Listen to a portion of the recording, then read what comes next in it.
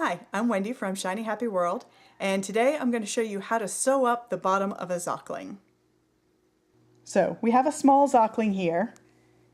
He's already got his face on him and he's very filled with rice, but I've smushed that down as much as I can to give myself room to work up here. I also have a needle, doesn't really matter what kind, and it's threaded with a strong thread, and I tied my knot with about 4 inches of tail left. You want to give yourself a good amount of tail. So the next thing you're going to do is just start taking some running stitches, about 1/4 of an inch from the edge, the cut edge of the sock. Don't pull too hard. That knot should stop it, but you just don't want to pull, you don't want to pull so hard that you pull the knot through the fabric. And you're going to gather it up in a minute. So until then, just kind of let it be. Just work your way all the way around the opening of the sock. And you're going to close it this way no matter which Zokling you're making. They all get closed up the same way. Just work your way all the way around. We're almost back to the beginning. You don't need to take super tiny stitches here. You would usually use matching thread. I'm just using a very dark thread so you can really see what I'm doing. So when you get back to the beginning, come right up close, and now, whoops, my tail got wrapped around there. Let me unloop that. Okay, now as I pull this tight, I'm going to tuck those raw edges in. So pull it so that it's tight enough you can still fit your finger in there, but tight enough so that it'll hold it. And then you're going to tighten it down. And now here's why you have that long tail. You're going to tie that in a knot. Trying to do this and stay out of the way of the camera. So you're going to tie it in a square knot. That means if you go right over left the first time, you want to go left over right the second time. Just make sure you do the opposite of whatever you did the first time. And then I come back and do a third time. And now those rice little bits can still leak out of there.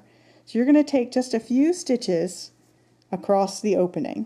And this is why you really want to have matching thread, because otherwise this is going to look like a scar on the bottom of him. But just take a few stitches right over the top of that kind of belly button looking thing that you're creating. And I go across once, and then I go back across again,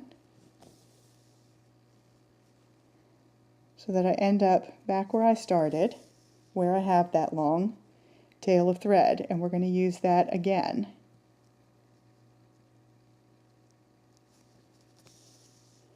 So I've got that opening really secure now. There's no little grains of rice are going to come out. And I'm going to use that other tail to tie this off one more time. And now I want to make these tails disappear. So I'm going to poke my needle in right next to that knot, and I'm going to come out just anywhere on the Zokling.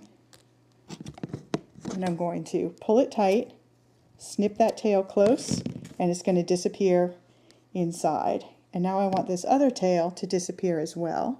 So I'm going to thread it into my needle.